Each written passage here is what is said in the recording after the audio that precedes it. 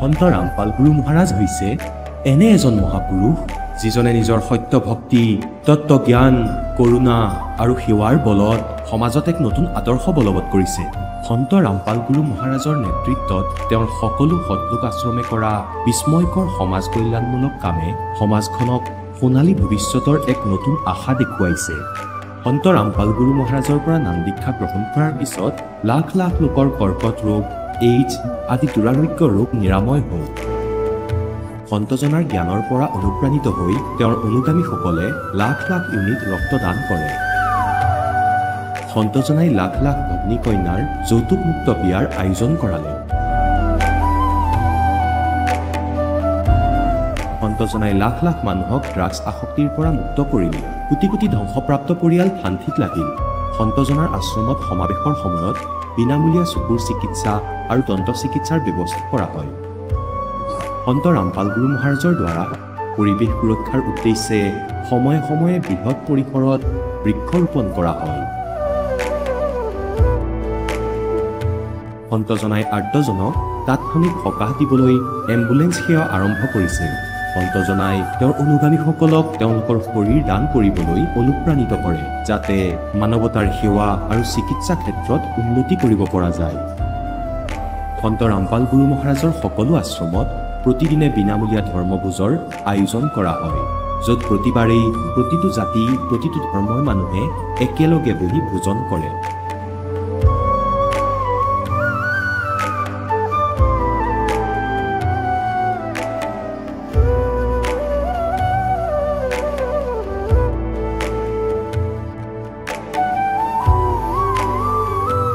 সন্ত ৰামপাল গুৰু মহাৰাজৰ আশ্ৰমত সহস্ৰাধিক বৃদ্ধ বৃদ্ধাই শ্ৰদ্ধা আৰু মৰমেৰে জীৱন যাপন কৰাৰ সুযোগ পায়। তেওঁলোকৰ থকা খোৱাৰ আৰু স্বাস্থ্যৰ সম্পূৰ্ণ দায়িত্ব সন্ত ৰামপাল গুৰু মহাৰাজে বহন কৰে। অনাথ শিশুৰ বাবে সন্ত ৰামপাল গুৰু মহাৰাজৰ সকলো আশ্ৰম বিশেষ বৰদানতকৈ কম নহয়, য'ত তেওঁলোকক শিক্ষা, সংস্কাৰ আৰু ভৱিষ্যতৰ বাবে উন্নত সুবিধা প্ৰদান কৰা হয়। বানপানী, ভূঁইকঁপ বা মহামাৰী যিয়েই নহওক, সন্ত ৰামপাল গুৰু মহাৰাজ আৰু তেওঁৰ অনুগামীসকল সদায় আৰ্তজনৰ বাবে আগ্ৰনোৱা হৈ থাকে। কোভিড মহামাৰীৰ সময়ত সন্ত ৰামপাল গুৰু মহাৰাজৰ আশ্ৰমৰ পৰা কোটি কোটি লোকক খাদ্য, ঔষধ আৰু জীৱন ৰক্ষক সামগ্ৰী যোগান ধৰা হৈছিল। দুখীয়াক সকাহ কৰাই হওক বা যিকোনো শোষিত বা নিপীড়িত শ্ৰেণীৰ অধিকাৰ আৰু মৰ্যাদাৰ বাবে যুঁজ দিয়াই হওক, সন্ত ৰামপাল গুৰু মহাৰাজে সদায় তেওঁলোকৰ সকলো ন্যায্য দাবী চৰকাৰৰ ওচৰলৈ লৈ গৈছে আৰু তেওঁলোকক উপযুক্ত ন্যায় প্ৰদানৰ ক্ষেত্ৰত গুৰুত্বপূৰ্ণ ভূমিকা পালন কৰি আহিছে। সমাজত আধ্যাত্মিক আৰু সামাজিক মূল্যবোধৰ প্ৰতি সজাগতা অনাৰ প্ৰতিটো পদক্ষেপতে সন্ত ৰামপাল গুৰু মহাৰাজ মানৱতাৰ প্ৰকৃত সেৱক হিচাপে প্ৰমাণিত হৈছে। সন্ত ৰামপাল গুৰু মহাৰাজৰ জীৱনে আমাক শিকাইছে যে প্ৰকৃত সেৱা সেইটোহে যিটো নিস্বাৰ্থভাৱে কৰা হয়। আহক আমিও এই মহান সন্তজনৰ এই মহান সেৱাৰ কামত যোগ দিওঁ আৰু সন্ত ৰামপাল গুৰু মহাৰাজৰ পৰা নাম দীক্ষা লৈ আমাৰ জীৱন ধন্য কৰি তোলোঁ।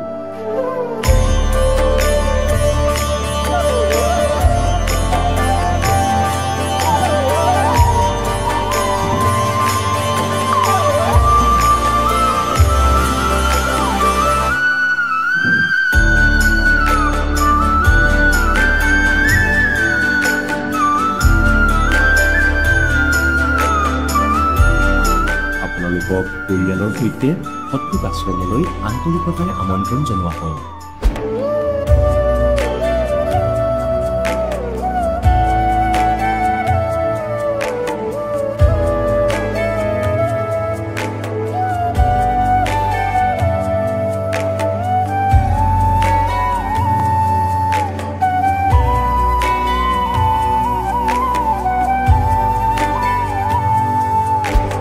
গীতাত ভগৱানে নিজেই অৰ্জুনক কৈ আছে, তুমি সেই পৰমেশ্বৰৰ শৰণত যোৱা, তাৰ বাবে সেই সন্তৰ ওচৰলৈ যোৱা যিজন তত্ত্বদৰ্শী।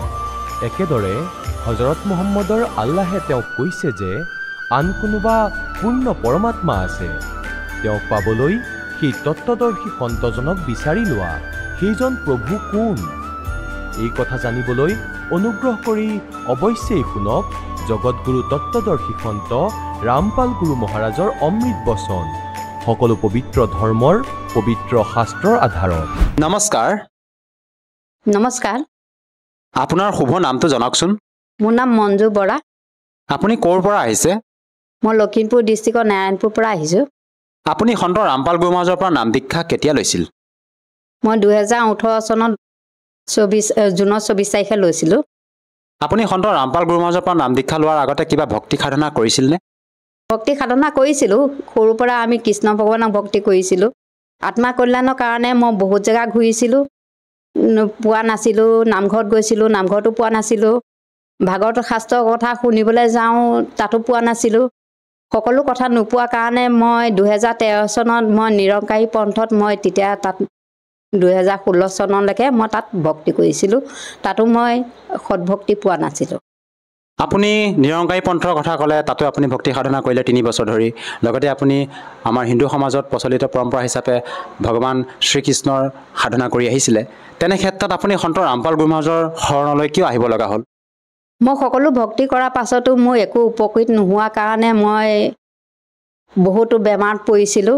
বেমাৰত পোৱাৰ কাৰণে মই ৰামপালজীৰ কিতাপ পঢ়োঁতে মই অলপ বেমাৰ উপকাৰ পোৱাৰ কাৰণে তেওঁৰ চৰণলৈ আহিব লগা হৈছিল। আপুনি সন্ত ৰামপাল গুৰু মহাৰাজৰ কোনখন কিতাপৰ কথা কৈছে যাৰ দ্বাৰা নেকি আপুনি উপকৃত হৈছে? মই জ্ঞানগংগা কিতাপখন পঢ়ি কিনিয়ে উপকৃত হৈছিলোঁ। আপুনি জ্ঞানগংগা কিতাপখনত এনেকুৱা কি জ্ঞান পালে যাৰ দ্বাৰা নেকি আপুনি আপ্লুত হৈ সন্ত ৰামপাল গুৰু মহাৰাজৰ শৰণ গ্ৰহণ কৰিছে? জ্ঞানগংগা কিতাপখনত শাস্ত্ৰ অনুকূল সকলো লিখা আছে। তাক পঢ়াৰ কাৰণে আগতে পোৱা নাছিলোঁ। আগতে যিখিনি বুজাইছিলে সেইখিনি আমি শাস্ত্ৰ অনুকূলৰ শাস্ত্ৰবিধি তাৰমানে ভাগৱত কীৰ্তন পঢ়িলেও, নামঘৰত গ'লেও সেইখিনি পোৱা নাছিলোঁ।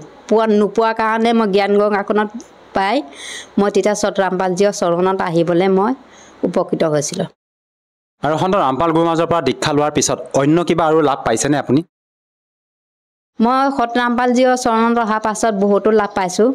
কিতাপখন পঢ়ি থাকোঁতে মই 2টা বেমাৰ ভাল পাইছিলোঁ, কেঁচুমূৰীয়া বেমাৰ আৰু হেঁপানী বেমাৰ। তাত মই বহুত বছৰ দিন ভুগি আছিলোঁ। বহুত বছৰ দিন ভুগি থকাৰ পাছতো মোৰ ভাল হোৱা নাছিলে। তেতিয়া এজন ভকতে মোক জ্ঞানগংগা কিতাপখন দিলে। কিতাপখন পঢ়াৰ পাছতে অলপ অলপকৈ মোৰ বেমাৰ ভাল হৈছিলে। ভাল হোৱাৰ পাছত মই তেতিয়া ভাবিলোঁ যে তেখেতৰ ৰামপালজীৰ চৰণত গ'লে মানে মোৰ সকলো বেমাৰ আজাৰ ভাল হ'ব পাৰে। তেতিয়া মই ভাবিলোঁ মই তেখেতৰ চৰণত ভক্তি কৰিলে মানে দীক্ষা ল'লে মানে ভাল হ'ব বুলি তেখেতৰ চৰণত মই 2018 চনৰ জুনৰ 24 তাৰিখে মই দীক্ষা ল'লোঁ। আধুনিকতা এই যুগত আমাৰ চিকিৎসা পদ্ধতি উন্নত হৈছে। আপুনি যি বেমাৰৰ কথা ক'লে, আপোনাৰ জ্ঞানগংগা পুথিখন পঢ়াৰ আগতে যি বেমাৰ আছিল আপোনাৰ, সেই বেমাৰৰ বাবে আপুনি ডক্টৰৰ কাষলৈ যাব লাগিছিল। আপুনি ডক্টৰৰ কাষলৈ গৈছিলনে? মই বহুতো ডক্টৰক দেখাইছিলোঁ। আলঙতো দেখালোঁ। আলঙত 3জন ডক্টৰে চালে, তেওঁ মোক বেমাৰ ভাল কৰিব নোৱাৰিলে। নাৰায়ণপুৰতো দেখালোঁ, লখিমপুৰ চাবতী মেডিকেলতো দেখালোঁ। তাৰপিছত মই এবাৰ গুৱাহাটীতো দেখালোঁ। মই তেওঁ বেমাৰ 3টা বেছিহে হৈ গৈ আছিলে, কেতিয়াও মোক ডক্টৰে ভাল কৰিব পৰা নাছিলে। তাৰপিছতে একজন ভকতে যেতিয়া মোক জ্ঞানগংগা কিতাপখন দিলে, মই লাহে লাহে 2016 চনত দিলে। মই কিন্তু 2 বছৰ দিন পঢ়া নাছিলোঁ। 2 বছৰ দিন নপঢ়াৰ কাৰণে মই একো বুজা নাছিলোঁ। তাৰপিছত 2 বছৰৰ পাছত মই কিতাপখন লাহে লাহে পঢ়িবলৈ ল'লোঁ। মোৰ লাহে লাহে হেঁপানী বেমাৰটোও ভাল হৈছেগৈ আৰু পাইলছ বেমাৰটো তেজ ওলাই থাকে, এইটোও ভাল হৈছেগৈ। এইটো ভাল হোৱাৰ পাছত মই ভাবিলোঁ যে তেখেত আচলি পৰম ঈশ্বৰ আহিছে। আৰু সৰুতে দেউতাই কৈছিলে যে গছৰ গুৰিত পানী দিলেহে আত্মা কল্যাণ হ'ব। তেতিয়া মই কিতাপখন পঢ়োঁতে এইখিনি পালোঁ, ভাগৱতৰ মূল তত্ত্ববিলাক পালোঁ। তেতিয়া মই তেখেতৰ চৰণত আহিলোঁ। আৰু শাৰীৰিকভাৱে অন্য কিবা আপুনি লাভ পাইছেনে? মইনো কিনো ক'ম, শাৰীৰিকভাৱে বহুত লাভ পাইছোঁ। মই 3বাৰকৈ এক্সিডেণ্ট হৈ কিনিও মই এক্সিডেণ্টৰ পৰা বাচিলোঁ। কিন্তু মোৰ লগত যোৱা যিকেইজন আছিলে তেখেতলোকে বহুত দুখ পালে, ডক্টৰৰ ওচৰত যাব লগা হ'লে। মোৰ গাত কিন্তু অকণো দুখ নাপালোঁ। মই অকণো দুখ পোৱা নাই। আৰু পৰম পিতাই মোক এনেকুৱা দিছে যে আজিলৈকে বিষ কোপ একো নাই। আৰু এবাৰ মোক গৰুৱে ৰছীয়ে পাক খুৱাই কিনি মোক গৰু ৰছীৰ পৰা পেলাই 4টাকৈ দাঁত ভাগিলে। তেজ অলপমান ওলাইছে। ওলোৱাৰ পাছতো মই বিষ অকণো উপলব্ধি কৰিব নোৱাৰিলোঁ। মই আজিলৈকে এটা টেবলেটো মই খাই কিনি পোৱা নাই। সেইখিনি উপকৃত বহুত পালোঁ। আৰু আপুনি যি দুৰ্ঘটনাৰ কথা ক'লে, আপুনি এক্সিডেণ্টৰ কথা কৈছে, কেনেকুৱা এক্সিডেণ্ট হৈছিল আপোনাৰ? 3বাৰকৈ এক্সিডেণ্ট হৈছে। এবাৰ স্পীড ব্ৰেকাৰত হৈছে। মই হেলেমলৈ আহি থাকোঁতে 2বাৰ ইটানগৰলৈ যাওঁতে এক্সিডেণ্ট হৈছে। এবাৰতো মই পাল্টি খাই পৰি গৈছিলোঁ, একদম মই মাথাটো তলত দি পৰি গৈছিলোঁ। মই যে নেবাচি মোৰ ডিঙিটো ভাগি যাব বুলি ভাবিছিলোঁ, কিন্তু পৰমপিতাৰ আশীৰ্বাদত মোৰ একোৱে নহ'লে। স্বামীয়েতো বহুত দুখ পালে, তেওঁ দীক্ষা লোৱা নাছিলে। মই দীক্ষা লোৱা আছিলোঁ কাৰণে মই পাল্টি খাই পৰিছোঁ যদিও মই দুখ পোৱা নাছিলোঁ। আৰু এইটো আচৰিত কথা, ভাবিব লগা কথা, এজন সন্তৰ পৰা নাম দীক্ষা লোৱাৰ পিছতে আপোনালোকে বিভিন্ন সমস্যাৰ পৰা পৰিত্ৰাণ পাইছে। এইটো কেনেকৈ সম্ভৱ? আচলতে ৰামপাল গুৰু মহাৰাজে আপোনালোকক এনেকুৱা কি ভক্তিবিধি দিয়ে যাৰ দ্বাৰা নেকি ইমান উপকৃত হ'ব পাৰিছে? শাস্ত্ৰবিধি অনুকূল দিছে। আগতে আমি যিখিনি ভক্তি কৰি আছিলোঁ শাস্ত্ৰ অনুকূল নাছিলে। শাস্ত্ৰবিধি বুজাইছিলে, আমাৰ গুৰুবিলাকে যিখিনি বুজাইছিলে আমি সেইখিনি ভক্তি কৰিছিলোঁ। ৰাম নাম ল'বলৈ কৈছিলে, ৰাম নাম ল'লেও ৰাম কোনজন নাম ল'ব লাগে সেইটো বুজি পোৱা নাছিলোঁ। কিন্তু আজি যে সত ৰামপালজীয়ে আমাক বুজাই দিছে, ৰাম যেন আমি আগতে এজন ৰামহে, দশৰথ পুতেক ৰামৰ কথাহে জানিছিলোঁ। আজি যে 4জন ৰাম আছে বুলি জানিছোঁ। 4জন ৰামক কোনজন ভক্তি কৰিলে মানে ভাল হ'ব এইখিনিও বুজি পালোঁ। বুজি পোৱাৰ পাছত আমি তেখেতৰ চৰণত আহি কিনি সৎ ভক্তি কৰিছোঁ। আৰু বৰ্তমান আপুনি সন্ত ৰামপাল গুৰু মহাৰাজৰ পৰা নাম দীক্ষা লৈ বিভিন্ন প্ৰকাৰে লাভ পালে, আৰু যিসকল দৰ্শকে আপোনাক এই টিভি স্ক্ৰীণত প্ৰত্যক্ষ কৰি আছে তেওঁলোকক আপুনি কি বাৰ্তা দিব বিচাৰে যাতে তেওঁলোকেও আপোনাৰ দৰে উপকৃত হ'ব পাৰে? তেওঁলোকক মই এইটোৱে প্ৰাৰ্থনা কৰিব পাৰোঁ, বাৰ্তানো কিনো দিম, মই এইটোৱে প্ৰাৰ্থনা কৰিব পাৰোঁ। বৰ্তমান সময়ত সত ৰামপালজীৰ ওচৰত দীক্ষা ল'বলৈ একেবাৰে সহজ। আপুনি মোবাইল, আজিকালি সকলোৱে পঢ়া শুনা মানুহ হয়, চবৰে হাতে হাতে মোবাইল আছে। মোবাইলত ইউটিউব আৰু ফেচবুকত সত ৰামপালজীৰ মংগল প্ৰবচন চাৰ্চ কৰক। চাৰ্চ কৰাৰ পাছত তাতে তলত মোবাইল নম্বৰ আহিব। মোবাইল নম্বৰত ডাইল কৰি আপুনি ওচৰৰ নামদান কেন্দ্ৰত গৈ নিশ্চুল দীক্ষা ল'ব পাৰিব। ধন্যবাদ থাকিল। এতিয়া জগতগুৰু তত্ত্বদৰ্শী সন্ত ৰামপাল গুৰু মহাৰাজৰ সৎসংগৰ মাধ্যমেৰে সেই অদ্বিতীয় আধ্যাত্মিক জ্ঞানৰ বিষয়ে জানি লওঁ, যাৰ মাধ্যমেৰে আপোনালোকেও প্ৰাপ্ত কৰিব পাৰিব এনেকুৱা আধ্যাত্মিক, মানসিক আৰু ভৌতিক সুখ যি এতিয়ালৈকে কেৱল আপোনালোকে মীৰাবাই, ধ্ৰুৱ, প্ৰহ্লাদ আদি কেইজনমান ভক্তৰ জীৱন কথাতহে শুনিছে। এতিয়া শুনক তত্ত্বদৰ্শী সন্তৰ সৈতে শাস্ত্ৰ অনুকূল ভক্তি সৎসংগ, এনেকুৱা অদ্বিতীয় আধ্যাত্মিক জ্ঞান যাৰ প্ৰমাণ আছে সকলো ধৰ্মৰ সকলো পবিত্ৰ শাস্ত্ৰত। গতিকে এনেকৈ কালে গীতাৰ জ্ঞান দিছিল, 2 প্ৰকাৰে দিছিল। এটাতো এনেকৈ গীতাৰ জ্ঞান দাতাইছে, এয়াতো মোৰহে মত, যি তেওঁৰ মত, সেয়া তেওঁৰ স্তৰৰহে জ্ঞান। আৰু গীতাত যি অন্য জ্ঞান আছে সেয়া বেদ জ্ঞান হয়। আৰু বেদ কোনে দিছে? পূৰ্ণ পৰমাত্মা, পৰমাক্ষৰ ব্ৰহ্ম। সেই পূৰ্ণ পৰমাত্মাই দিছে এই কাল জ্যোতি নিৰঞ্জনৰ অন্তঃকৰণত, আৰু তেওঁৰ কম্পিউটাৰ ফিট কৰি দিলে। আৰু তাৰ পৰা যি তেওঁ ওলালে এজ এ বেদ, সেই বেদটো এজিটি চলাই দিলে, তাত তেওঁ একো সংমিশ্ৰণ নকৰিলে। এতিয়া বেদৰ জ্ঞান তেওঁ বুজিলে, আৰু আগলৈ গীতাৰ জ্ঞানত তেওঁ যুদ্ধ কৰাবলৈ কৈছিলে। তাত বেদ জ্ঞানটো ভক্তিৰ বুলি কৈ দিলে, আৰু নিজৰ মত কৈ দিলে ইয়াত খেলি মেলি কৰিবলৈ আৰু যুদ্ধ কৰাবলৈ। গতিকে তাক ক'লে যে তুমি 2য় অধ্যায়ৰ শ্লোক 36 আৰু 37 তুমি যুদ্ধ কৰি যোৱা, লাভ হানিৰ কথা নাভাবি, তুমি পাপ প্ৰাপ্তি নকৰা, আৰু যুদ্ধত মৃত্যু হ'লে স্বৰ্গলৈ যাবা, আৰু যদি জিকা তেন্তে পৃথিৱীৰ ৰাজভোগ কৰিবা। তোমাৰ 2 হাততে লাৰু। পুণ্যাত্মাসকল সৰ্ববিদিত যে যিয়ে ইতিহাস পঢ়িছে বা এই গ্ৰন্থ পঢ়িছে, মহাভাৰত পঢ়িছে, যেতিয়া যুধিষ্ঠিৰক সিংহাসনত বহুৱাই দিলে মহাভাৰতৰ যুদ্ধৰ পিছত, কৌৰৱৰ নাশ হোৱাৰ পিছত, সিহঁত হাৰিলে, পাণ্ডৱ বিজয়ী হ'ল, যুধিষ্ঠিৰক সিংহাসনত বহুৱালে। আৰু যুধিষ্ঠিৰে বহুত ভয়ানক সপোন দেখিবলৈ ধৰিলে।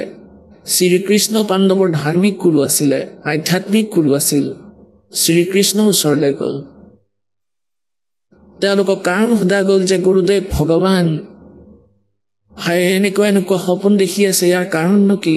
বহুদিন হ'ল তেওঁ আহাৰ গ্ৰহণ কৰা নাই, ভয়ে ভয়ে থাকে, দেখাত ভয়ংকৰ হৈ গৈছে তেওঁ। শ্ৰীকৃষ্ণই ক'লে যে তুমি যি মহাভাৰতত বন্ধুঘাত কৰিলা, সেই পাপ কৰিছিলা, সেই পাপে কষ্ট দি আছে।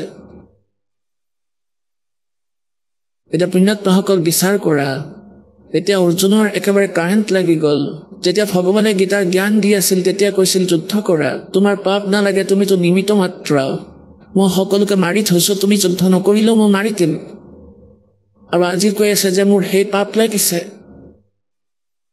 কিন্তু সেই সময়ত এই কাৰণে কোৱা নাছিলো কাৰণ মই যদি বাদ বিতণ্ডাত লাগি যাওঁ তেন্তে মোৰ ভাই যি যুধিষ্ঠিৰ তেওঁ চিকিৎসা নকৰাব কাৰণ চিকিৎসাৰ বাবে তেওঁ বহুত খৰচৰ কথা কৈছিল শ্ৰীকৃষ্ণই কৈছিল ইয়াৰ এটাই চিকিৎসা আছে এটা অশ্বমেঘ যজ্ঞ কৰা বহুত ডাঙৰ গোটেই পৃথিৱীৰ যিমান সাধু সন্ত ভক্ত আছে আৰু স্বৰ্গৰ দেৱতাসকলকো আমন্ত্ৰণ কৰা আৰু তুমি যজ্ঞ কৰা ভোজ পাতা আৰু সেই ভোজত যেতিয়া সকলোৱে খানা খাব ভোজন কৰিব তেতিয়া তোমাৰ পাপ কম হৈ যাব আৰু তাৰ যজ্ঞ সফল হ'ব যজ্ঞ যেতিয়া সফল হ'ব তোমাৰ পাপ নষ্ট হৈ যাব আৰু যজ্ঞ সফল হোৱাৰ প্ৰতীক কি বনাইছে এটা শংখ ৰাখি দিলে 5মুখী পঞ্চমুখী শংখ পঞ্চায়ন বোলে আনন্দ মানে মুখ 5 আয়ন মানে মুখ পঞ্চায়ন সেয়া বেলেগকৈ ৰাখিলে সুসজ্জিত ষ্টেজত এটা স্থানত বেলেগকৈ মেজত ৰাখি দিলে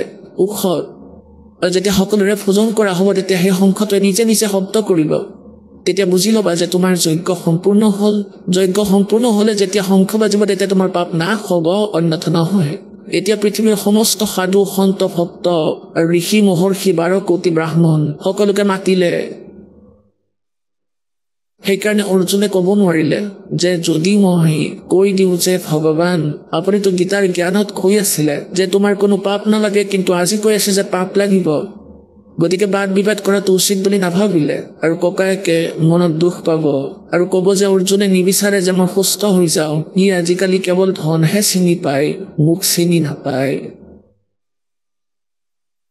সেইবাবে অৰ্জুনে ধৈৰ্য ধৰিব ধৰিলে কিন্তু সেই কাইতে বিন্ধি আছিল সকলোকে আমন্ত্ৰণ জনোৱা হ'ল যজ্ঞৰ স্থান দিন সময় ধাৰ্য কৰিলে শ্ৰীকৃষ্ণই 33 কোটি দেৱতা আৰু 88,000 ঋষি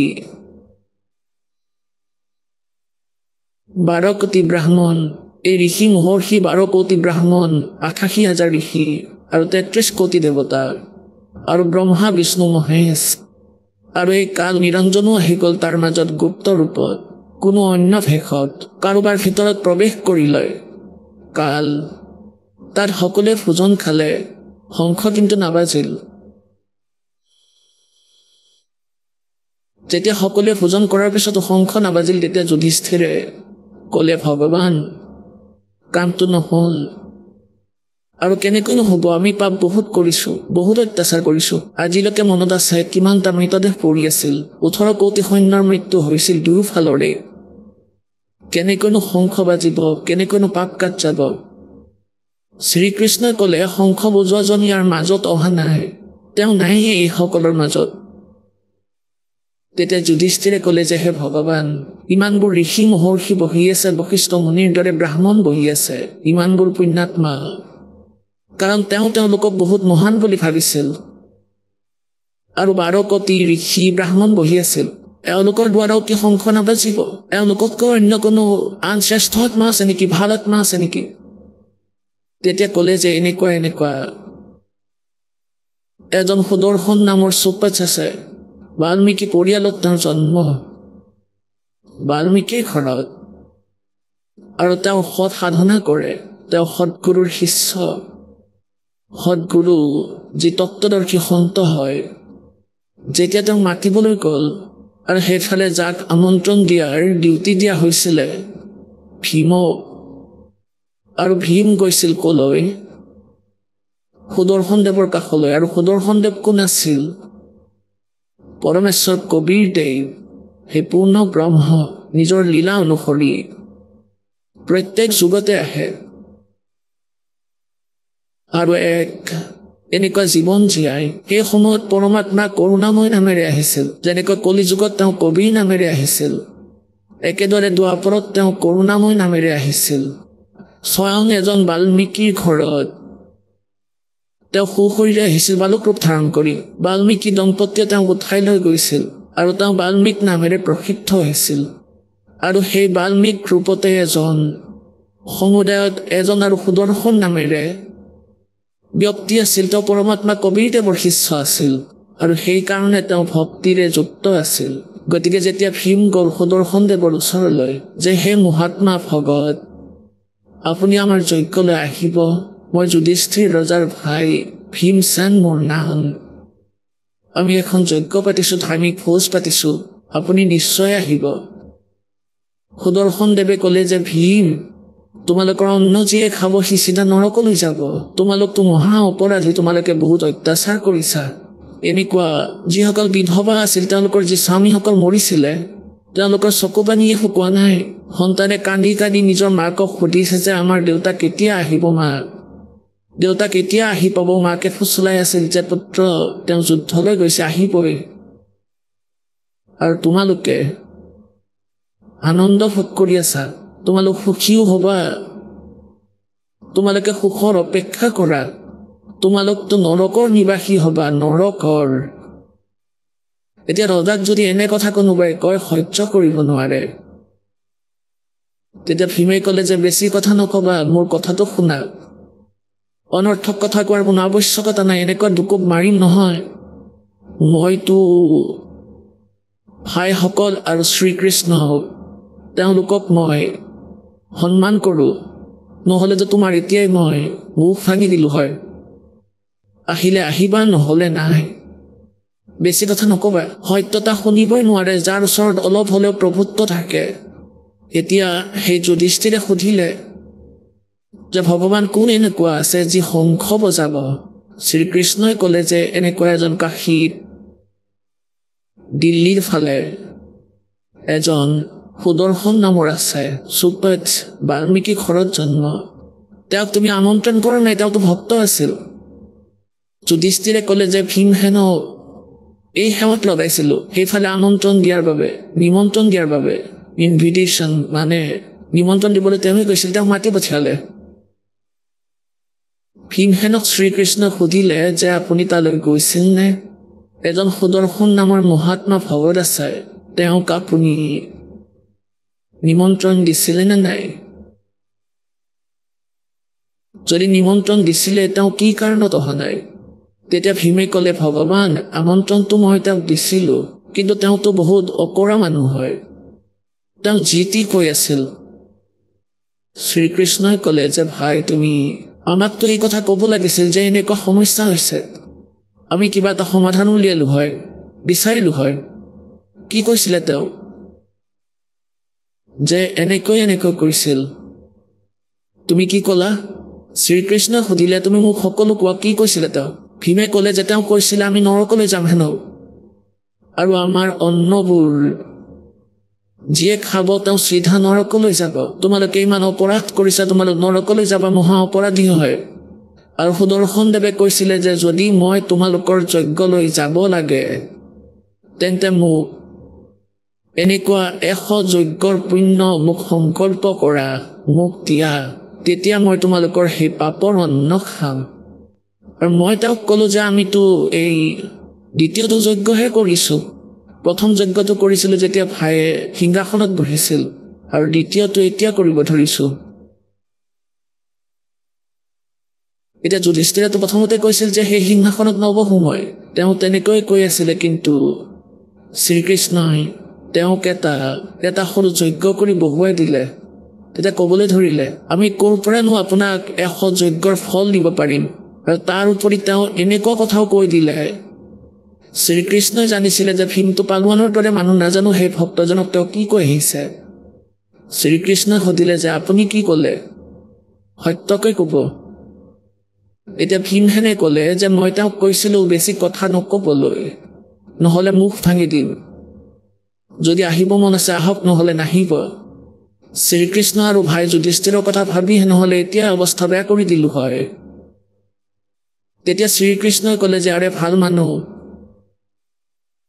কেতিয়াবা নিজৰ মগজু প্ৰয়োগ কৰিবা সকলো ঠাইতে অহংকাৰ প্ৰয়োগ নকৰিবা তেওঁক বাল্মীক বুলিহে দেখিছা তুমি কিন্তু সেই বাল্মীকৰ এডাল চুলিৰ সমানো এই তিনিও লোক নহয় তুমি আমাক ক'ব লাগিছিলে আৰু সন্তক এনেকুৱা অপশব্দ কোৱাৰ বাবে তুমি দুগুণ পাপী হৈ গ'লা এতিয়া আমাৰ লগত গৈ তেওঁৰ চৰণ চুই মূৰ দোবোৱা ক্ষমা খুজিবা মূৰ্খ, তুমি গোটেই খেলি মেলি কৰি দিলা। ৰথ সাজু কৰিলে পঞ্চপাণ্ডৱ আৰু লগতে শ্ৰীকৃষ্ণ তাত উপস্থিত হ'লগৈ এটা যোজন, অৰ্থাৎ 1 যোজন মানে 12 কিলোমিটাৰ দূৰত্ব। 1 যোজন দূৰত ৰথ ৰখালে আৰু 6 জনে খোজকাঢ়ি গৈ থাকিল। পিছে পিছে খুৰাৰ ৰথ আহি থাকিল। ইফালে কি হ'ল যে সুদৰ্শনে নিজৰ গুৰুদেৱ কৰোণাময় অৰ্থাৎ কবিৰদেৱক ক'লে যে ভগৱান এনেকুৱা যুধিষ্ঠিৰৰ ভাই আহিছিল ভীমসেন, আৰু তেওঁলোকে কিবা যজ্ঞ পাতিছে ভগৱান, আৰু মই তেওঁক তালৈ যোৱাৰ বাবে মানা কৰি দিলোঁ। তেতিয়া ভগৱান কবিৰদেৱ অৰ্থাৎ পৰমাত্মাই ক'বলৈ ধৰিলে যে সুপজ সুদৰ্শন, তেওঁলোকৰ যজ্ঞ সম্পূৰ্ণ হোৱা নাই, শংখ বজা নাই, তুমি গ'লেহে সেয়া হ'ব। তেওঁলোক আকৌ আহিব, ইয়ালৈ আহিয়ে তোমাক কাকতি মিনতি কৰিব। এতিয়া সুদৰ্শনে ভাবিলে যে ইহঁতে আকৌ আহি মোৰ কামুৰিব মোৰ, আৰু তেওঁলোকে ইমান পাপৰ ভোজন বনাই ৰাখিছে, যদি মই খাওঁ মোৰতো কৰ্ম নষ্ট হ'ব। তেওঁ কি কৰিলে, তেওঁ তাৰ পৰা ওলাই গুচি গ'ল। তেওঁ নিজৰ কুটিৰ এৰি ঘৰ এৰি বহুত দূৰলৈ যোৱাৰ পৰিকল্পনা কৰিলে। 15-20 দিনৰ বাবে ওলাই গ'ল। এতিয়া পৰমাত্মাই কয় নিজৰ ভক্তৰ সন্মান, परमात्मा रखता है, कहते मेरा भक्त पे छोड़ी हुई तुम्हारा नाम न लेवे कोई। এতিয়া নিজ ভগতৰ ৰূপ ধৰি পূৰ্ণ পৰমাত্মা পৰমেশ্বৰ ব্ৰহ্মই বহিল গৈ সেই সুপজ সুদৰ্শনৰ কুটিৰত গৈ। পঞ্চ পাণ্ডৱ আহিল। শ্ৰীকৃষ্ণই দেখিলে সন্মুখত বহি আছে তেওঁ, কাৰণ যেতিয়া ভক্তি কিছু বাঢ়ি যায় তেওঁৰ দিব্য দৃষ্টিয়ে কাম কৰা আৰম্ভ কৰে। শ্ৰীকৃষ্ণৰ সন্মুখত দেখিলে যে পৰম পিতা বহি আছে, শৰণত দণ্ডৱত প্ৰণাম কৰিলে, আৰুনো কি একেবাৰে আত্মা উৎফুল্লিত হৈ গ'ল। যেতিয়া শ্ৰীকৃষ্ণই প্ৰণাম কৰিলে পঞ্চপাণ্ডৱেও লগতে কৰিলে। এতিয়া সিহঁতনো কোন খেতি মূলা, শ্ৰীকৃষ্ণই যিহেতু প্ৰণাম কৰিলে সেই পালোৱানেও কৰিব লগা হ'ল ভীমে। এতিয়া পৰমাত্মাইতো এয়াই বিচাৰিছিলে, কাৰণ সেইদিনা তেওঁৰ ভগতক বেয়াকৈ কৈ গৈছিলে, কিন্তু যদি ক্ষমা খোজে মই ক্ষমাও কৰি দিম বাৰু, দয়ালু বহুত, কাৰণ এই সকলো সন্তানটো তেওঁৰে হয়। গতিকে মালিকে সেইবাবে এই খেল খেলিলে। পাঁচোজনে দণ্ডৱত প্ৰণাম কৰিলে। থিয় হৈ শ্ৰীকৃষ্ণই হাতযোৰ কৰি ক'লে যে হে ভগৱান, এয়া ৰজা যুধিষ্ঠিৰ, তেওঁলোক সৰু ভাই, আৰু মই কৃষ্ণ হওঁ দ্বাৰকাৰ পৰা আহিছোঁ, আপোনাক নিমন্ত্ৰণ দিব আহিছে এওঁলোকৰ যজ্ঞলৈ বলত ভগৱান। গতিকে পৰমাত্মাই ক'লে যে মই এই ভগতক কৈছিলোঁ সেইদিনা যে মোৰ এই কণ্ডিশ্যন পূৰ্ণ কৰা, কি কৈছিলোঁ যে 100 যজ্ঞৰ ফল মোক দিয়া, তেতিয়াহে যজ্ঞলৈ যাওঁ। তেতিয়া শ্ৰীকৃষ্ণই ক'লে যে হে প্ৰভু, आपकी वाणी है संत मिलन को चालिए तजमाया अभिमान और जो कदम आगे रखे ओ हे यज्ञ समान।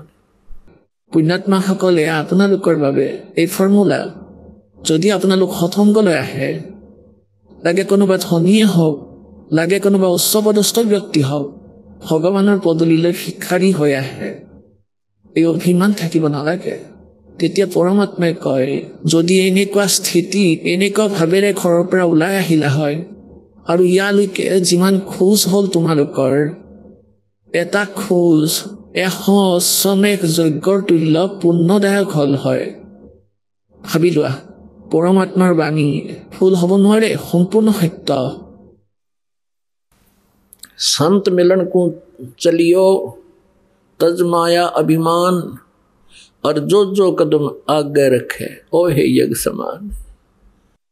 যদি এটা খোজো ইয়াত দিয়া সত্য ভাৱেৰে বিনম্ৰ ভাৱেৰে দাস হৈ অধীন হৈ, যেনেকৈ কোনো ভয়ংকৰ ৰোগীয়ে হওক, যি ব্যক্তি সেই নগৰৰ ডক্তৰে পৰামৰ্শ দিয়ে যে আপুনি যাওক PGI বা অল ইণ্ডিয়া ইনষ্টিটিউট দিল্লীলৈ বা আন কোনো ভাল হস্পিটেলত আপুনি পৰীক্ষা কৰাওক আৰু তাত চিকিৎসা কৰাওক, আমাৰ দ্বাৰা নহ'ব, তেতিয়া সেই ব্যক্তিজনটো বৰ চিন্তাত পৰে। এতিয়া নাজানো কি ৰিপৰ্ট আহে, নাজানো হে ভগৱান কেনেকুৱা বা বেমাৰ হয়। গতিকে সেই সময়ত তেওঁ যিমানেই উচ্চ পদত নাথাকক বা যিমানেই ধনী হওক, তাত ধন তেওঁ নেদেখে, নিজৰ প্ৰাণহে দেখে। আকৌ তেওঁ যায় হস্পিটেললৈ, ডক্তৰে কয় যে শুই দিয়ক, ডাক্তৰে নাভাবে যে তুমি ৰজা নে প্ৰজা নে চেঠ নে কিবা শুই দিয়ে বিচনাত এনেকে কয় যে যোৱা তাত গৈ পৰীক্ষা কৰি আনা তেওঁলোকে সেই প্ৰেছক্ৰিপশ্যন লৈ আকৌ সেই তালৈকে গুচি যায় গতিকে এই প্ৰকাৰে আপোনালোক যেতিয়া ইয়ালৈ আহে ইয়াত কোনো প্ৰকাৰৰ খেলি মেলি যাতে আপোনালোকৰ দৰে নহয় লাগে ধনীয়ে হওক বা কোনো দুখীয়াই হওক বা পইচা থাকক ইয়ালৈ দাস হৈ আহক গতিকে এই ভাৱেৰে আপোনালোকে দৰ্শনৰ বাবে আহে দাস ভাৱেৰে তেওঁ আপোনালোকক এক খোজতে যজ্ঞৰ সমান পুণ্য দিব संत मिलन को चालियो तजमाया अभिमानी जो कदम आगे रखे है यज्ञ समान এটা খোজ এক যজ্ঞৰ তুল্য আৰু এটা যজ্ঞত কিমান খৰচ য'ত 33 কোটি দেৱতা 88,000 ঋষি 12 কোটি ব্ৰাহ্মণ 56 কোটি যাদৱ 9,84 সিদ্ধ আৰু বাকী যিমান সাধাৰণ জীৱন নাজানো কিমান ভোজন খাই আছিল তেনেকৈ এক যজ্ঞৰ এটা মোটা ফৰ্মুলাৰ কথা কওঁ পুৰাণৰ যে এক যজ্ঞ যি হয় তাত 100 মোন ঘিউ দিয়া হয় দেশী ঘিউ এতিয়াহে ইংৰাজী আহিল আগতেতো ইংৰাজী বস্তু নাছিলে এই ডালদা ইত্যাদি বনস্পতি গতিকে 100 মোন ঘিউ গৰু ম'হৰ প্ৰয়োগ হয় 100 মোন 1 মোনত 40 কিলো গতিকে পুণ্যাত্মাসকল 40 কুইণ্টল হৈ গ'ল ঘি প্ৰায় 40 কুইণ্টল গতিকে এনেকৈ তাৰ পৰা যজ্ঞও হ'ল তাতে আকৌ এই ভোজ আদিও বনায় গতিকে 100 মোন ঘিউৰ পৰা ধৰি লওক 2 মোন 1 মোন ওলালে যজ্ঞৰ বাবে গতিকে 99 মোন থাকি গ'ল 99 মোন ঘিউ যদি তাতে প্ৰয়োগ হয় গতিকে অন্য সামগ্ৰী কিমান লাগিব ভাবি লওক গতিকে ইমান খৰচ সেই যজ্ঞত হয় আৰু সেই যজ্ঞৰ ফল আপোনালোকৰ এই ভাৱেৰে ইয়ালৈ অহা সকলক কোৱা হয় কওঁতে সন্ত মিলন কো চালিয়ে तजमाया अभिमान और जो कदम आगे रखे ओ हे यज्ञ समान শ্ৰীকৃষ্ণই কৈছে যে আপোনাৰ বাণী কাৰণ চাৰিও যুগত পৰমাত্মাই কৈছে যে चारों युग में संत पुकारे को कहा हम हेल रे हीरे माणिक मोती बरसे ये जग जुगता ढेल रे পৰমাত্মাই কৈছে যে চাৰিও যুগতে মই মাত দিছো সত্য জ্ঞানৰ চাৰিও যুগতে পৰমাত্মাই নিজৰ বাণী কৈ থৈছে শ্ৰীকৃষ্ণই কৈছে যে প্ৰভু আপোনাৰে আদেশ আপোনাৰে বচন আপোনাৰ অমৃত বাণীতে লিখা আছে কে সন্ত মিলন কো চালিয়ে তজমায়া অভিমান আমি এই পঞ্চ পাণ্ডৱীৰ ৰজা হয় আৰু মই দ্বাৰকাধীশ হওঁ আপুনি অন্তৰ্যামী হয় চাই লওক আমাৰ হৃদয়ত কাৰোবাৰ অকণমানো কাৰণ শ্ৰীকৃষ্ণদেৱো এনেও শতগুণী আছিল গতিকে সাধু সন্তসকলৰ এনেও আদৰ সৎকাৰ বেছিকৈ কৰিছিল অলপ যদি অহংকাৰ আছিল পাণ্ডৱসকলৰ আছিল কাৰণ নতুনকৈ ৰজা হৈছিল ভীমসেন সেইদিনাখন তেওঁলোকে বুজি পালে যে আমাৰ পিনেতো আমাৰ যজ্ঞ সম্পূৰ্ণ নহয় যজ্ঞ সম্পূৰ্ণ নহ'লে আজি যেনেকৈ যুধিষ্ঠিৰে কষ্ট পাই আছে কাৰণ তেওঁৰ মাজত প্ৰেত ভৰাই দিয়া হৈছিলে আৰু তেওঁলোকক কৈ দিয়া হৈছিলে যে যুধিষ্ঠিৰৰ পিছত আকৌ দ্বিতীয় নম্বৰ পালে আহিব আকৌ তৃতীয়জনৰ আহিব তোমালোক সকলো এনেকৈয়ে মৰিবা ইফালে তেওঁলোকৰ একো বিকল্প নাছিল বিবশ হৈ আছিল তাত সকলো মানুহে তেওঁলোকৰ ওপৰত হাঁহিছিল যে তেওঁলোকৰ যজ্ঞ সম্পূৰ্ণ হোৱা নাই গতিকে তেওঁলোকে হাতজোৰ কৰি ক'লে পৰ্বতদিগাৰ আমাৰ যজ্ঞলৈ গোলক দাতা আৰু ভীমসেনক ক'লে যে এই মহাপুৰুষজনৰ সন্মুখত তুমি ক্ষমা খোজা তেতিয়া ভীমসেনেও ক'লে যে প্ৰভু মোক ক্ষমা কৰক মই যি কৈছিলোঁ ক্ষমা কৰক মই অজানিতে মূৰ্খামি বহুত কিছু কৈ দিলোঁ আপোনাক তেতিয়া পৰমাত্মা প্ৰসন্ন হ'ল যে সাধুবোৰ ভোকাতৰ ভক্তি হ'বৰ বাবে ধনৰ নহয় আৰু তেওঁলোকক ইয়াৰ যোগ্য কৰিব খুজিছিল যে নিজৰ কৃপা যাতে তেওঁলোকক কৰিব পাৰে যে তেওঁলোকে অহংকাৰ থাকে যিবোৰ ভগৱানে লাভ নিদিয়ে তেওঁলোকৰ অহংকাৰক নাশ কৰি তাৰপিছত তেওঁলোকক লাভ দিবলৈ গৈছিল যেতিয়া ভগৱান গ'ল শ্ৰীকৃষ্ণই ক'লে যে দ্ৰৌপদী ভালকৈ ভোজন বনোৱা এই মহাত্মাই ভোজন খালেহে আমাৰ শংখ বাজিব আৰু যজ্ঞ পূৰণ হ'ব এতিয়া পৰমাত্মা কি বেশভূষাত আছিল যেনেকৈ এতিয়া বৰ্তমান আমাৰ এই ভাৰতবৰ্ষত এই ধৰণৰ চাফা কাপোৰ পিন্ধা আৰম্ভ কৰিছে নহ'লেতো আগতে লেতেৰা ভাঁজ লগা কাপোৰ আৰু দীঘল দীঘল দাড়ি মূৰৰ চুলিও দীঘল অলপ অলপ দাড়িটো সকলোৱে ৰাখিছিল সৰু লেংটি মাৰি আঁঠুলৈকে ধুতি চিগা চেণ্ডেল একেবাৰে চিম্পল বেশভূষাত আছিলে আৰু আহি বহি গ'ল। তাত বহি আছিল সেই মণ্ডলেশ্বৰ, সেই ঋষি ব্ৰাহ্মণ, একেবাৰে এনেকৈ গা পা ধুই 3বাৰ ত্ৰিকাল স্নান কৰাসকল। আৰু আসন লগাই থোৱা আছিল সকলোৰে বেলেগ বেলেগকৈ। আৰু পৰমাত্মাৰ আসন শ্ৰীকৃষ্ণ নিজৰ হাতেৰে পাৰিলে, কাৰণ তেওঁতো শতগুণী ভগৱান আছিল।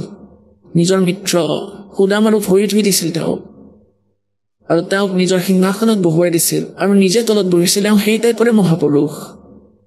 আৰু সেই নকলিসকল আসনত এনেকৈ বহিছিল ভেম কৰি সকলো ঋষি মহৰ্ষি, 33 কোটি দেৱতা, 88,000 ঋষি, 12 কোটি ব্ৰাহ্মণো।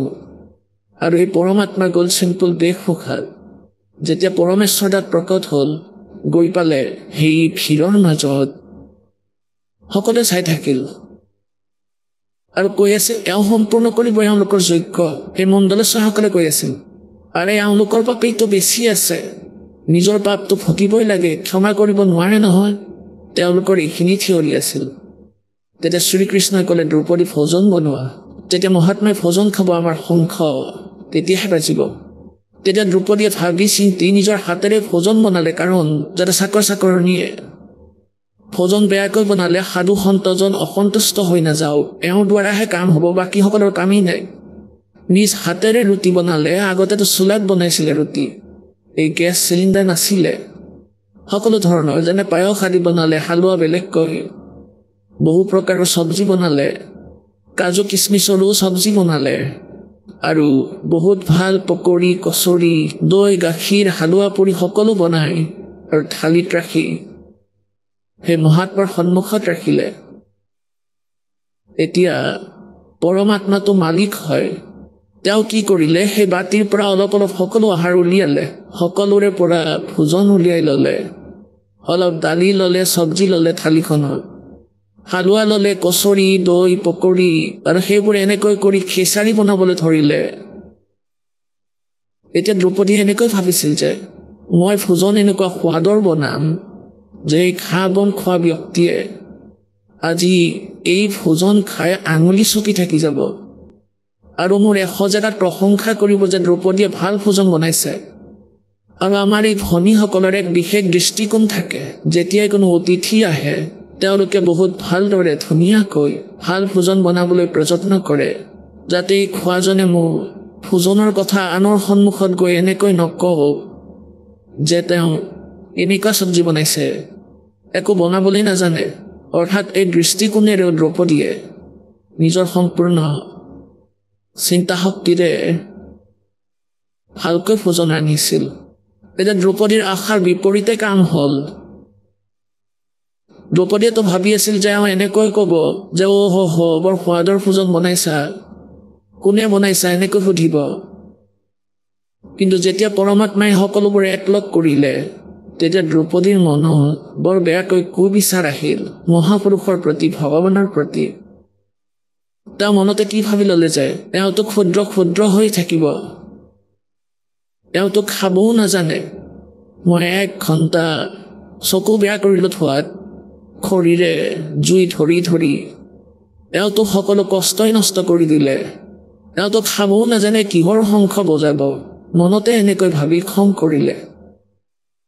এতিয়া পৰমাত্মাই কি কৰিলে, এই যে মিলাই লৈছিল সকলোখিনি, তাৰ পৰা এগৰা খালে, আৰু সেই দূৰত থোৱা শংখটোৱে নিজে নিজে শব্দ কৰিব ধৰিলে।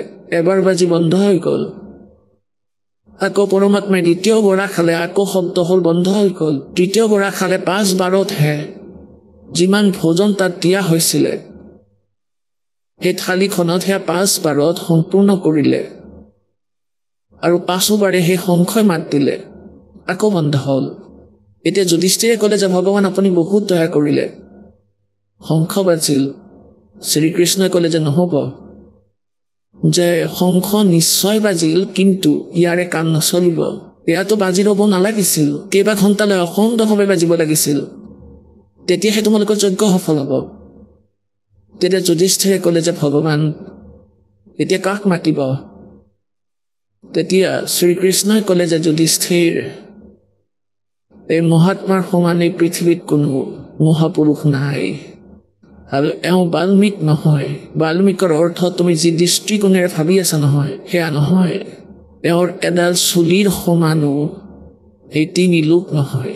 শ্ৰীকৃষ্ণই কৈছিল যে যুধিষ্ঠিৰ वो कहते ने सतगुरु के दरबार में कमी का एक ही ना अनसामोद नहीं पाता तेरी चूक चाकरी में আমাৰ কামত নিশ্চয় কিবা ত্ৰুটি আছিল দ্ৰৌপদী সুধিলে ভনী সঁচাকে কোৱা কাৰণ শ্ৰীকৃষ্ণও চাই আছিলে আৰু দ্ৰৌপদীকো চাই আছিল যে তেওঁ মাজে মাজে নাকো চাই আছিলে কপাল কোচ খাই আছিল সুধিলে ভনী সঁচাকৈ ক'বা মহাত্মাই ভোজন কৰি থকা সময়ত তোমাৰ মনত কি প্ৰদূষণ হৈছিল আজি এই মহাত্মাইহে শংখ বজাব দ্ৰৌপদী এই পৃথিৱীত আৰু আন কোনো নাই কিন্তু তুমিতো আজি সকলো বেয়া কৰিলা তেতিয়া দ্ৰৌপদীয়ে ক'লে যে ভগৱান সঁচাকৈ মোৰ মনত বহুত বেয়া ভাৱ আহিছিল যে মই সেই জুহালত 1 ঘণ্টা মোৰ চকু বেয়া কৰিলোঁ ফু কৰি জুই জ্বলাই আৰু ভাল ভাল খাদ্য বনালোঁ কিন্তু এই মহাত্মাই যেতিয়া একলগ কৰিলে মোৰ মনলৈ আহিল এওঁ শুদ্ৰ হৈ থাকিব এওঁতো খাবলৈও নাজানে কেনেকৈ খায় এওঁনো কিহৰ শংখ বজাব মোৰ মনলৈ বেয়া ভাৱ আহিছিল শ্ৰীকৃষ্ণই ক'লে ভনী এওঁ মহাত্মা আপুনি ভোজন বনালে তুমি যি শ্ৰদ্ধাৰে বনাবা তোমাৰ একাউণ্টত সেয়া সোমাই যাব কিন্তু তুমি এয়া হেৰুৱালা মনত বেয়া ভাৱ উৎপন্ন কৰি তুমি এনেকৈ ভাবি খাবলৈ দিছা কেনেকৈনো খাব আৰু নিজকে তুমি ডাঙৰ বুলি ভাবিলা মহাত্মাক 2খন ৰুটি খুৱাই এওঁ যেতিয়া ভোজন কৰিব তাৰপিছত তুমি যি ফল পাবা সেয়াটো গণনাও কৰিব নোৱাৰি তুমি কিছু হালোৱা পুৰি বনাই মহাত্মাৰ পৰা মূল্য ল'ব বিচাৰিছা মূৰ্খ তোমাৰ ওপৰত দয়া কৰিছে সেইবাবে ইয়ালৈ আহি তেওঁ তোমাৰ ভোজন খাইছে আৰু তুমিতো অভিমানহে কৰিলা পুত্ৰী তুমি অভিমান কৰিলা ক'লে মোৰ অভিমান হৈছিল গতিকে তোমাৰ মনৰে অভিমান যি অহংকাৰ আহিছে তোমাৰ মনত এই অহংকাৰ ভাঙিবলৈ শংখ নবজালে তেওঁ এতিয়া কি কৰিম ভগৱান তেওঁৰ চৰণ ধুই পান কৰা ধূলি লাগি থকা চৰণ এনেকৈ চৰিয়াত ৰাখি আৰু এঘটি পানী আনি নিজ হাতেৰে থোৱালে সেই পানীখিনি আকৌ ঘটিত ভৰাই দ্ৰৌপদীয়ে যেতিয়া আধা পান কৰিলে তেতিয়া শ্ৰীকৃষ্ণই ক'লে যে ভনী আধা মোকো দিয়া এনেকুৱা মহাপুৰুষৰ শৰণ পানী মই কেতিয়া পাম নাজানো আধা শ্ৰীকৃষ্ণই পান কৰিলে আধা দ্ৰৌপদীয়ে তেতিয়া পৰমাত্মাই আশীৰ্বাদ দিলে আৰু সেই শংখ অখণ্ড বাজি উঠিল বহু দেৰিলৈকে বাজি থাকিল আৰু সেয়া বাজি থকাৰ পিছত কি হ'ল সমগ্ৰ পৃথিৱী মনোৰম হৈ পৰিল বসন্ত দৰে ঋতু হৈ গ'ল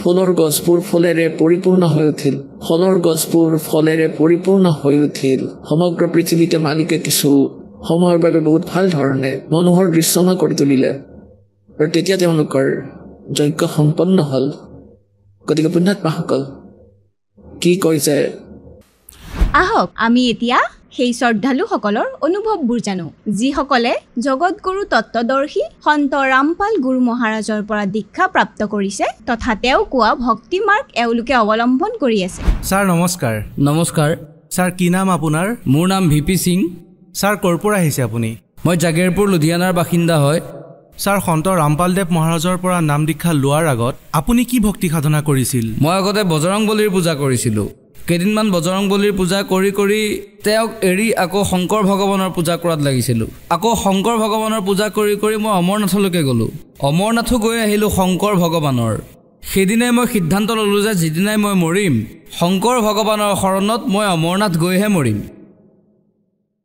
সকলোকে পূজা কৰিছিলোঁ কিন্তু পূজা কৰি কৰি মই এইটো স্থান পালোঁ যে দিনে প্ৰতিদিনে মোৰ শৰীৰটো বেয়া হ'বলৈ ধৰিলে আৰু সকলোবোৰ শেষ হ'বলৈ ধৰিলে এবাৰ কি হ'ল যে এবাৰ মই বেমাৰত পৰিলোঁ তেতিয়া বেমাৰত কেনেকৈ পৰিলোঁ মোৰ হাইড্ৰষ্টিলৰ অপাৰেশ্যন হৈছিলে হাইড্ৰষ্টিলৰ অপাৰেশ্যন ঠিক হ'ল এদিন মোৰ জ্বৰ হ'ল তাৰ দ্বিতীয় দিনা একেবাৰে চেল ডাউন হৈ গ'ল চেল ডাউন ইমানেই হৈ গ'ল 1 লাখ বাছিল 1 লাখৰ পাছত মোক পানী দিয়া হ'ল পানী দিয়াৰ পাছত মোৰ দিনে প্ৰতিদিনে চেল ডাউন হ'ব ধৰিল আৰু শেষত মোৰ 4000 চেলহে বাছিল 4000 চেলৰ ভিতৰত ডক্টৰে কৈছে 4000 চেলত কোনো জীয়াই নাথাকে ছাৰ আপুনি দেৱী দেৱতাসকলৰ পূজা কৰিছিলে ভগৱান শিৱৰ ওপৰত আপোনাৰ দৃঢ় আস্থা আছিলে গতিকে ছাৰ সেই পূজা এৰি আপুনি সন্ত ৰামপালদেৱ মহাৰাজৰ শৰণলৈ কেনেকৈ আহিল মই আগতে ল'ৰা ছোৱালীক পঢ়াইছিলোঁ গতিকে মোৰ ওচৰত এজন ভগত আহিছিলে দুৰ্গেশ দাস নাম আছিলে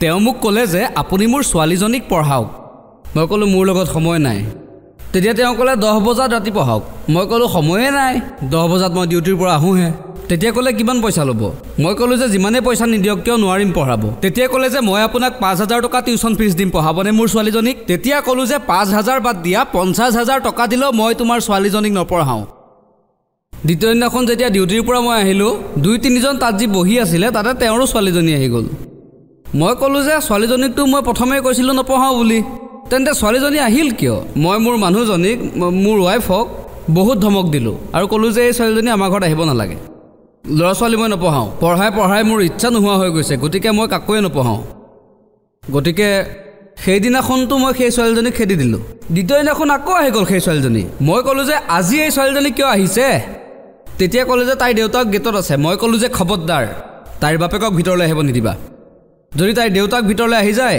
সকলোকে ঘৰৰ পৰা বাহিৰলৈ উলিয়াই দিম তেতিয়া তেওঁ সেই ছোৱালীজনীক ক'লে যে ছুটি হৈ গ'ল যোৱা হৈ গ'ল ক্লাছ শেষ সেই ছোৱালীজনী গ'ল আৰু তাই এখন কিতাপ লৈ আহিলে মই সুধিলোঁ যে এতিয়া তুমি কি কৰিবলৈ আহিছা ছুটি হৈ গ'ল যেতিয়া তুমি আকৌ কিয় আহিছা তাই কয় এই কিতাপখন লওক মই ক'লোঁ যে ধেত তেৰি এই কিতাপ দিবলৈ আহিছে মূৰতে মই মাৰিছোঁ মই ক'লোঁ যে মই যি কিতাপ পঢ়োঁ পজিটিভিটিৰ কিতাপহে পঢ়োঁ বেলেগ কিতাপটো নপঢ়োঁৱেই তাত ৰাখি দিয়া এইবোৰ কিতাপ লৈনো মই কি কৰিম তাৰপিছত ক'লে সেই ছোৱালীজনীটো গুচি গ'ল সেই কিতাপখনত মই এইটো দেখিলোঁ জ্ঞান গংগা লিখি থোৱা আছিলে মই মনতে ভাবিলোঁ যে জ্ঞান গংগা লিখাৰ কাৰণটো কি হ'ব পাৰে ইয়াৰ অৰ্থ হৈছে যে ইয়াত যি জ্ঞান আছে সেয়া গংগাৰ দৰে পবিত্ৰ হ'ব দ্বিতীয় কথাটো কিতাপখন যেতিয়া এট্ৰেক্টিভ হৈ গ'ল মই সেইখন খুলি চালোঁ তেতিয়া তাত দেখিলোঁ যে তাত লিখা আছিলে কবিৰ চাহেবদেৱ পুনৰ মই মূৰত হাতেৰে মাৰিলোঁ মই ক'লোঁ যে হৈ গ'ল সৰ্বনাশ এই কবিৰদেৱেতো বাণীবোৰ উল্টাকৈ কয়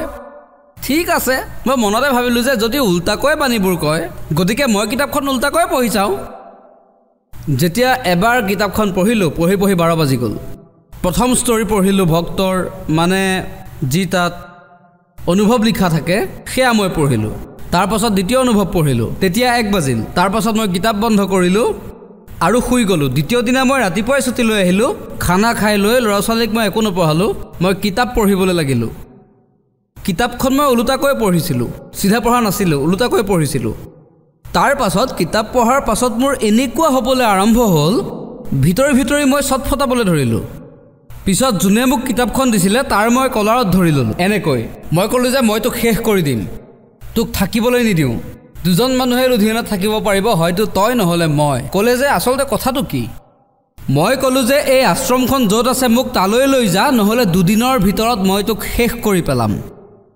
তেখেতে ক'লে যে এজন ল'ৰাক পঠিয়ালে ইমান সৰু ল'ৰা আছিলে তাক ক'লে যে এওঁৰ লগত গুচি যা সেই ল'ৰাটোৰ মই কলাৰত ধৰিলোঁ মই ক'লোঁ যদি মোক আশ্ৰমলৈকে তই লৈ যাওঁ তেনেহ'লে ঠিকে আছে নহ'লে কিন্তু মই কেৰাতে জানো তোক মই ইয়াতে শেষ কৰি দিম ক'লে মই পোৱাই দিম যেতিয়া তালৈকে গ'লোঁ তাৰ সৌন্দৰ্যতা দেখিলোঁ সতলোক আশ্ৰম বৰবালাৰ আজিলৈকেতো মই এনেকুৱা সৌন্দৰ্যতা মোৰ জীৱনত মই ক'তোৱে দেখা নাই তাৰ যি মান সন্মান ইজ্জত খোৱা পিন্ধাৰ ঢং উঠা বহাৰ ঢং থকাৰ ঢং আজিলৈকে না মোৰ ঘৰত দেখিছোঁ না মোৰ শহুৰৰ ঘৰত দেখিছোঁ ক'তোৱে দেখা নাই তাতে নাম দান লৈ মই উভতি আকৌ গুচি আহিলোঁ যেতিয়া উভতি আহিলোঁ মোৰ লগত এটা ল'ৰাও গৈছিলে সৰু ল'ৰা আছিলে সেই ল'ৰাটোও মোৰ লগত গুচি আহিলে সেই ল'ৰাটোৱে ক'বলৈ ধৰিলে তাত দেখোন হালোৱা খাবলৈ পাওঁ পুৰি খাবলৈ পাওঁ চাউলো খাবলৈ পাওঁ ক্ষীৰো খাবলৈ পাওঁ ইমান 10 দিনৰ ভিতৰত সেই ল'ৰাটোৱে ইমান মটিভেশ্যন আমাৰ ভিতৰত ভৰাই দিলে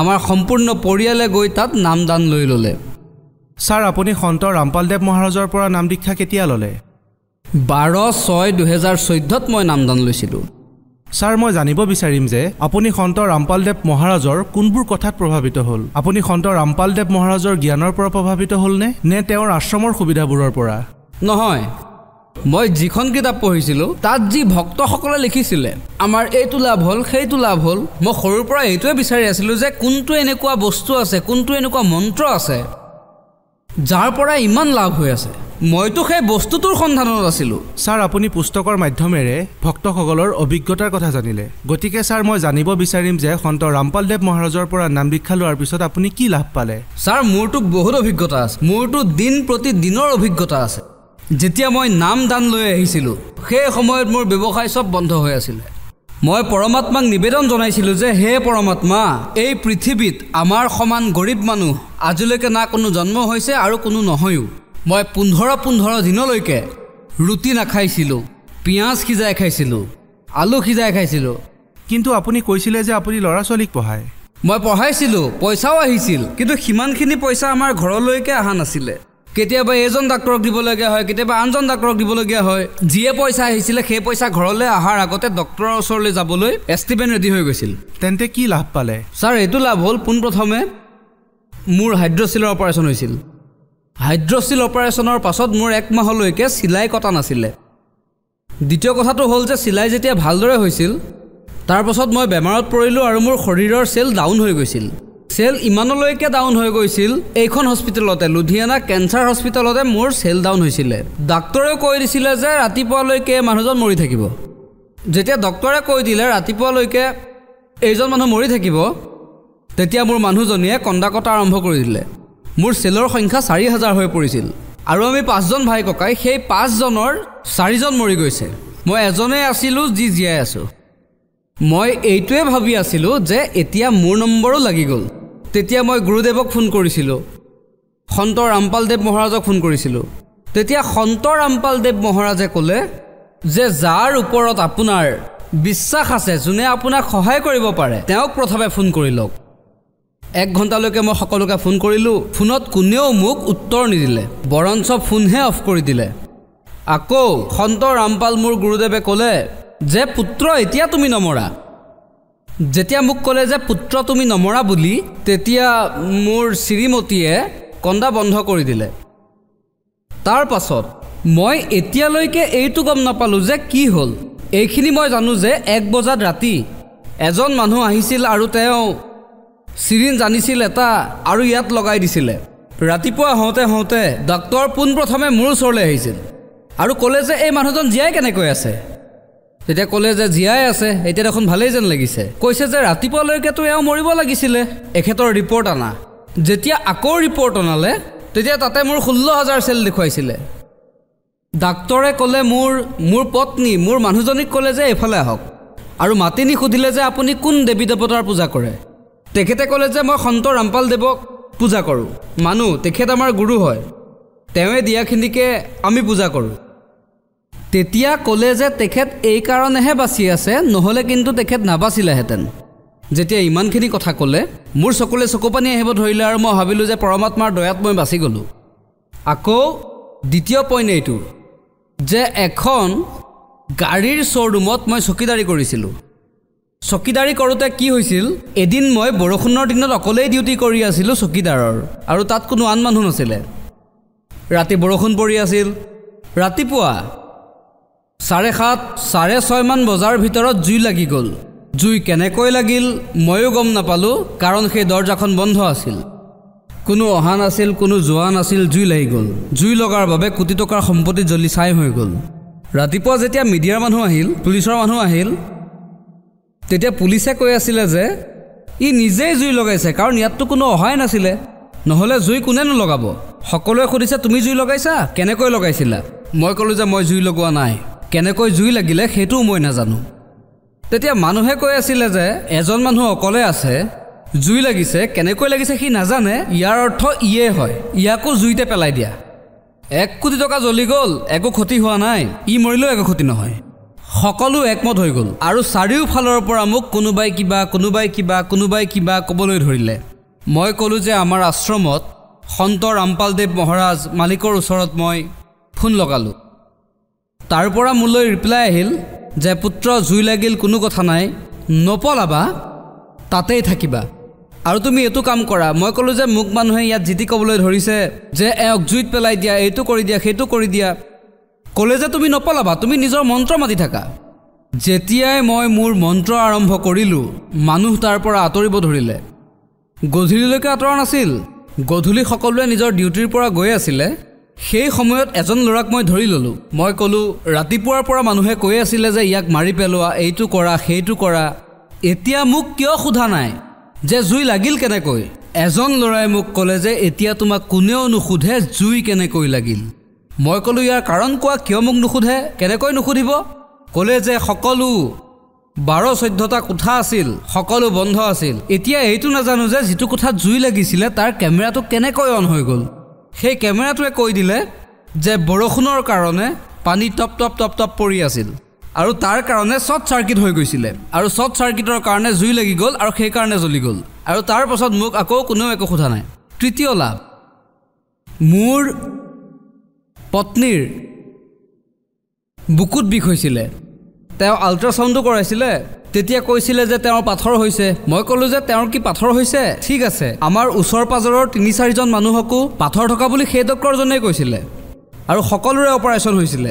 তেতিয়া মই ক'লোঁ যে নহয়, মই সন্ত ৰামপাল দেৱক মানো, তেওঁ গুৰু হয়, তেওঁ যি কয় সেইটোকে কৰিম। মই ফোন লগাই ক'লোঁ যে হে মালিক, নাতো মোৰ লগত পইচা আছে, না মই এওঁৰ ট্ৰিটমেণ্ট কৰাব পাৰিম। এইজন সন্তান আপোনাৰ হয়, আপুনিয়ে জানে, মোৰ কামটো কেৱল ভক্তি কৰাৰহে।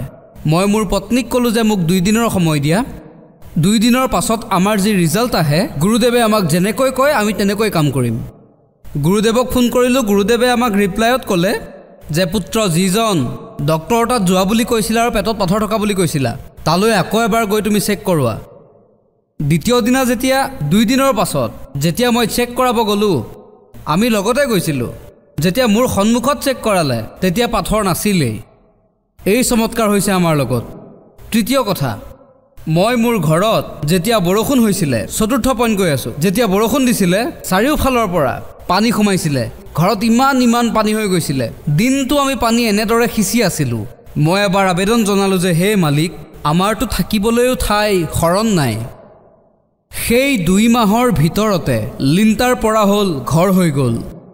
তৃতীয় কথা, যেতিয়া গৰমৰ দিন আহিছিলে, আনৰ ঘৰৰ পৰা আমি বৰফ খুজিছিলোঁ। এদিন মোৰ ছোৱালীয়ে খুজিবলৈ গ'ল যে ভাই, আমি পানী খাম বুলি ভাবিছিলোঁ, অলপ বৰফ দি দিয়ক। সেই ল'ৰাজনে পাছত কি ক'লে, আজি কাৰেণ্ট আছিল জানো, এনেকৈ ক'লে। তাৰ কিছুদিনৰ পাছতে মই মোৰ ঘৰত এটা ফ্ৰিজ লৈ আহিলোঁ। আকৌ গুৰুদেৱৰ সৎসংগ আহিছিলে সাধনা চেনেলত, সন্ত ৰামপাল দেৱৰ সৎসংগ আহিছিলে সাধনা চেনেলত। এদিন সৎসংগ নাচালে মোৰ অশান্তি লাগিছিল।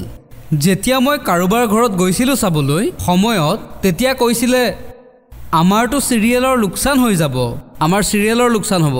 তেতিয়া মই আকৌ পৰমাত্মাক ক'লোঁ, যিজনে আজিলৈকে 30 বছৰৰ ভিতৰলৈকে এটা জুনজুনা কিনা নাই, আজি 32 ইঞ্চৰ মই LED কিনি চাই আছোঁ।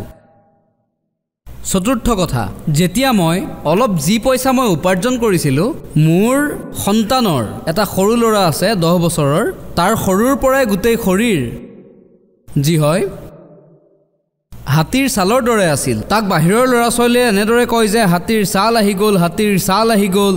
তাৰ শৰীৰ এনেদৰে ফাটি যায় গোটেই শৰীৰ। তেতিয়া মই ক'লোঁ ল'ৰাটোক যে পুত্ৰ, আশ্ৰমলৈ যাম আমি, গুৰুদেৱে আশীৰ্বাদ দি আছে। ল'ৰাটোৱে ক'লে, গুৰুদেৱ মোৰ শৰীৰটো চাই লওক। গুৰুদেৱে সম্পূৰ্ণ শৰীৰ চালে, য'ত নেকি মোৰ সন্তানৰ বেমাৰ জন্মৰ পৰাই আছিল, 3 বছৰ বয়সৰ পৰাই আছিল, নিমুনিয়া হৈছিল আৰু ডক্টৰে কৈছিলে যে ইয়াৰ নিমুনিয়া কেতিয়াও ভাল নহয়, এই বেমাৰ কেতিয়াও নাযায়। PMCH পাটনা, বিহাৰৰ আটাইতকৈ সৰ্বশ্ৰেষ্ঠ হস্পিটেল, PMCHৰ ডক্টৰেও তাৰ চিকিৎসা কৰিব নোৱাৰিলে। লুধিয়ানাৰ ডেৰেচিৰ হস্পিটেল, সেইখনেও ঠিক কৰিব নোৱাৰিলে। ডাঙৰ ডাক্তৰক দেখুৱালোঁ কিন্তু নহ'ল। তেতিয়া গুৰুদেৱে এটা কথাই ক'লে যে পুত্ৰ, যোৱা, ভক্তি কৰা, পৰমাত্মাই দয়া কৰিব। আপোনালোকে বিশ্বাস কৰক, 20 দিনৰ ভিতৰত মোৰ সন্তানৰ শৰীৰ ঠিক হৈ গ'ল বিনা ঔষধেৰে। এইটো আমাৰ লাভ হৈছিলে।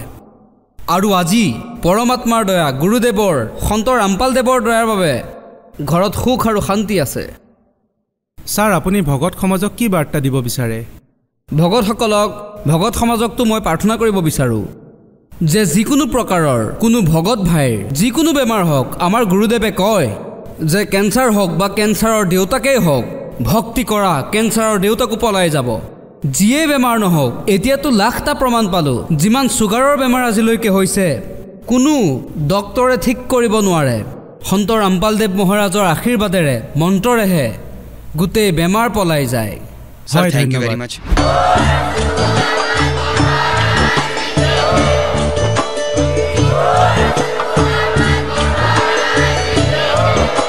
আপুনি শুনি আছিলে জগতগুৰু তত্ত্বদৰ্শী সন্ত ৰামপাল গুৰু মহাৰাজৰ মংগল প্ৰবচন। অধিক জানিবৰ বাবে ভিজিট কৰক www.rampalguru.org jagatgururampalji.org সন্ত ৰামপাল গুৰু মহাৰাজৰ শুভ আশীৰ্বাদত সমগ্ৰ বিশ্বতে 500তকৈ অধিক নাম দীক্ষা কেন্দ্ৰ আছে য'ত সন্ত ৰামপাল গুৰু মহাৰাজৰ দ্বাৰা বিনামূলীয়াকৈ নাম দীক্ষা দি থকা হৈছে আপোনাৰ ওচৰৰ নাম দীক্ষা কেন্দ্ৰৰ ঠিকনা জানিবলৈ সম্পৰ্ক কৰক 7082208528